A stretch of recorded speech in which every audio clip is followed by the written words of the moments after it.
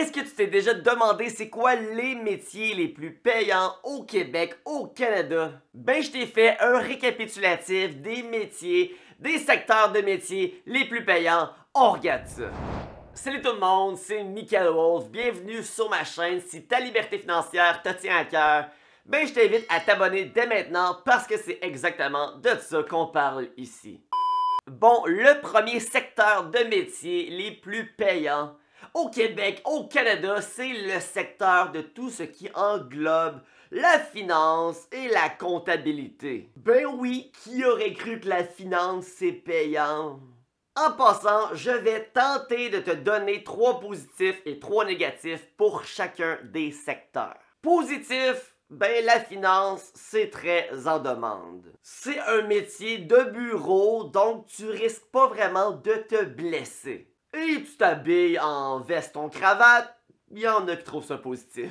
Les négatifs, tu t'habilles en veston-cravate, pas tout le monde qui aime ça, là. C'est un secteur qui est assez réglementé, c'est assez strict. Et ça nécessite pour la plupart des métiers des études. Dépendamment du poste, évidemment, c'est pas les mêmes salaires, mais dans le secteur de la finance, c'est pas mal tout bien payé. Donc, tu peux quand même assez facilement aller chercher dans les 6 chiffres. Puis c'est aussi possible de travailler dans une banque sans études. Mon ami, il n'a pas fait d'études en finance. Il travaille présentement dans une banque. Il gagne environ 50 000 par année. Il vient de commencer, puis il va gagner bientôt 60 000. Alors imagine si en plus tu as étudié là-dedans. Le prochain secteur que je veux te parler, c'est le secteur de la vente. Je pense que c'est pas un secret que la vente en général, c'est un secteur qui est payant.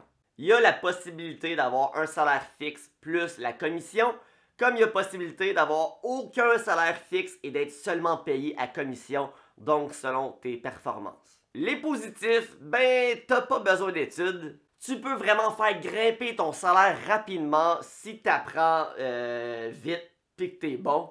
Puis c'est facile d'accès, dans le sens que c'est quelque chose, la vente, qui est très en demande. Les négatifs, ben c'est quand même stressant. Certaines personnes vont pas vraiment être à l'aise de vendre sous pression.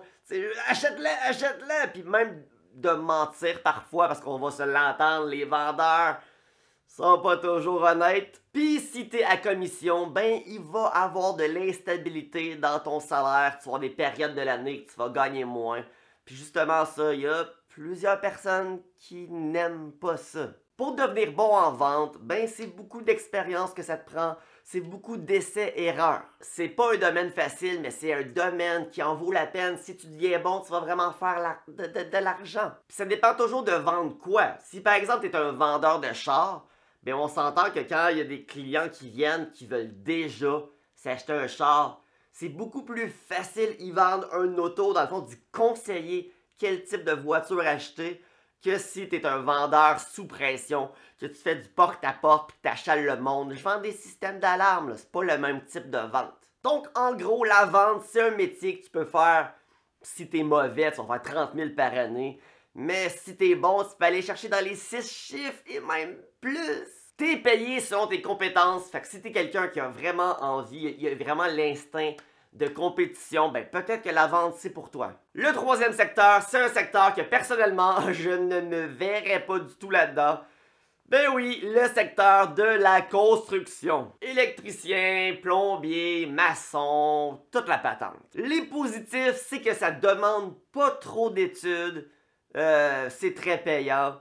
Puis c'est en demande, là. C'est très en demande même, là.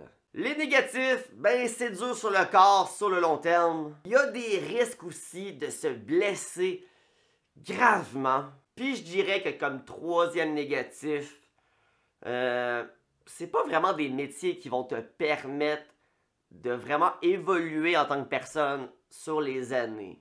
Dans le sens qu'une fois que tu connais ta job, dans 5 ans, dans 10 ans, tu vas pas mal faire tout le temps la même job, là. Tu vas pas avoir évolué, dans le sens que tu vas pas avoir appris des meilleures techniques ben pour...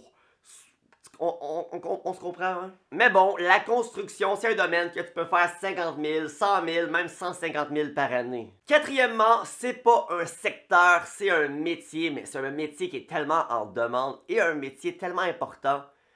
Être infirmier, infirmière. Les positifs, je viens de le dire, c'est très en demande. C'est un métier qui va vraiment te valoriser si t'es quelqu'un qui aime vraiment aider les gens. Puis comme troisième positif, pour vrai, j'ai cherché, je détesterais moi infirmier. J'aime pas les hôpitaux en général, mais je viens de le dire, c'est un métier payant. C'est ça le positif que j'ai trouvé. Écris-moi dans les commentaires, t'as-tu un autre positif à me nommer?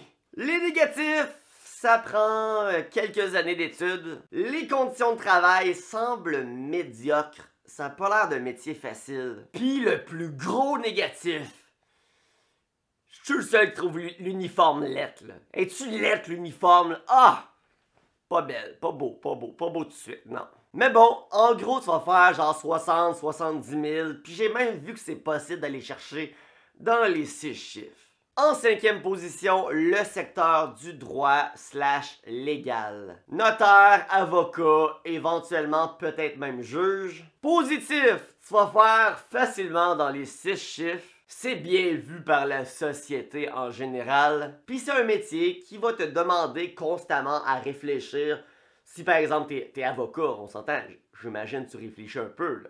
Négatif, ça demande beaucoup d'études. J'imagine que c'est parfois frustrant, comme par exemple si t'es l'avocat, puis que tu perds ta cause, puis tu sais en plus que ton client était innocent. Puis c'est pas tout le monde qui est à l'aise avec l'aspect moral, comme par exemple si t'es l'avocat d'un meurtrier, pis tu le défends, là. C'est pas tout le monde qui est cool avec ça, là. Sixième secteur, le mieux payé au Canada, les ingénieurs. Ingénieurs en informatique, en bâtiment, en génie électrique. C'est un métier que tu vas facilement aller chercher dans les 6 chiffres. Et c'est un métier qui va t'obliger à réfléchir constamment. Donc j'imagine que c'est peu routinier. Les négatifs, ça demande beaucoup d'études, encore une fois.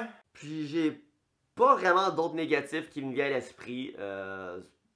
Pas mal ça, là.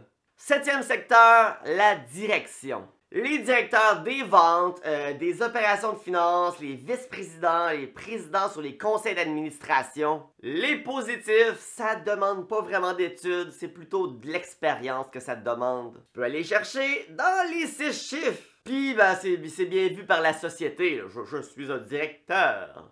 Yeah. Les négatifs, c'est très compétitif. Ça peut être anxiogène. Dans le fond, on s'entend, il n'y a pas non plus des milliers de postes de directeurs. Là. Dans une place, il y en a pas mal un. Là. Mais bon, sache que si tu veux diriger, ben, c'est payant. Huitième secteur, l'informatique.